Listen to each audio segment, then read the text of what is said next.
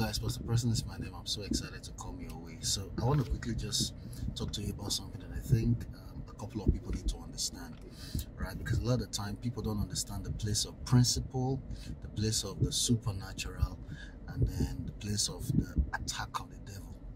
Okay, so we just run our life without understanding these three major things that happens with life, and then we get to, complain or get disappointed when we put through a process and it doesn't go like we plan.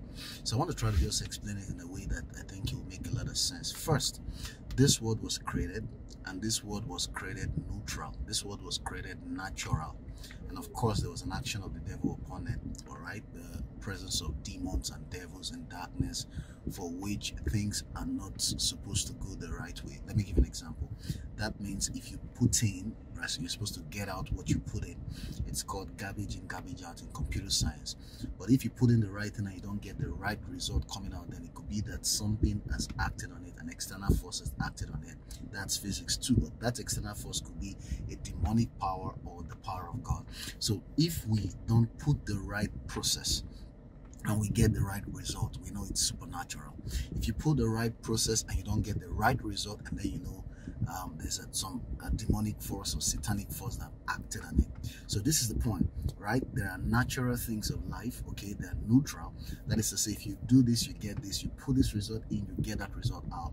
And then we also understand that there is supernatural. Let me explain this. The supernatural comes in when we cannot put in the right process, or we have exhausted all that we can. So God will always assist us when we need help. Let me try to explain this. So Jesus Christ needed to pay tax.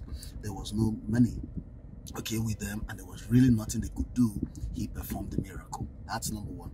Number two, there were a couple of people who were sick, okay, that needed healing. Jesus performed a miracle. That's number two.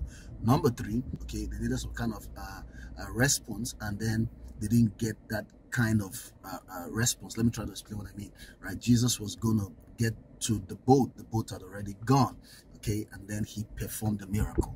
That's number three. Number four, let me show you another one, right? So we find that,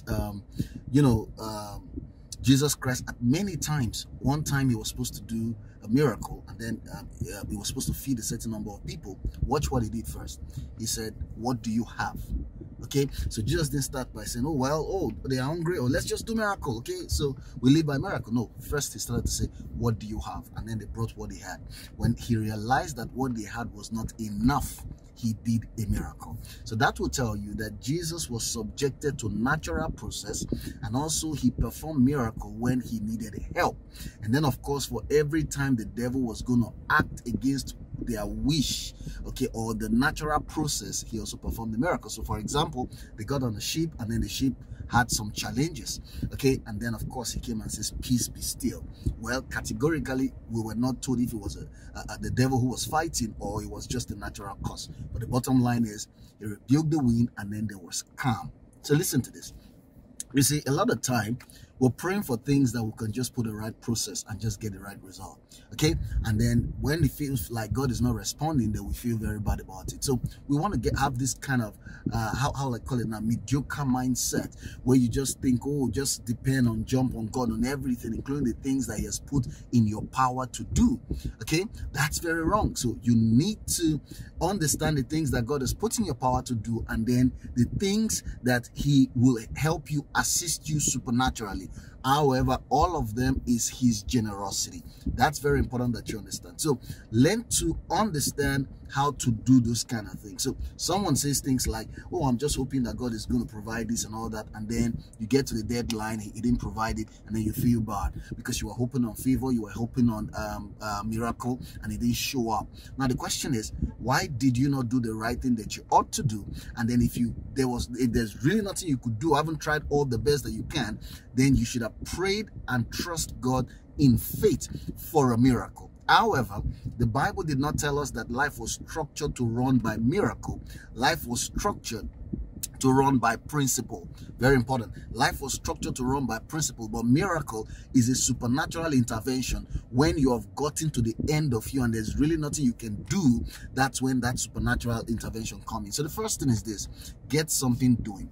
Ensure that you have something that you are doing. So even if God blesses you or provides right from nowhere, it becomes a boost on what you do. It becomes some kind of added capital to what you do, for which you can now get more result coming in. But you see this, listen, when you're not doing anything and God does a miracle and provide for you, and then you exhaust it, you come back to God again, and then God will seem not to be smart for just responding to your need, because he'll be making you lazy, right? You will not get better. So ensure that you have something that you're doing. So if God will need to bless you, will need to bless you with something. Remember what God said: where's your staff? Okay, and then he says, what's in your hand? And he says, I got my staff. And he says, stretch it. You know, God could have parted that Red Sea without anything with Moses. Why did he ask for that staff? What's in his hands? That's some kind of responsibility. That's some kind of partnership.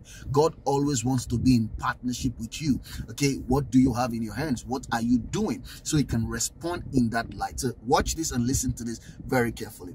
Right, let me try to summarize. Number one, ensure that you get something doing. Number two, ensure that you understand the principle by which things work in life so you can trade them. Number three, you ensure that you have faith in God for the supernatural just when you have gotten to the end of yourself, so God can respond in that light. Number four, or next point, is the fact that we trust God for supernatural provision to become a boost or an additional to our capital, so we can have more, right, to trade, so we can have more to come out of our life. So we don't just hang on God, right, in a foolish way, right, in a mediocre way with people who are clueless.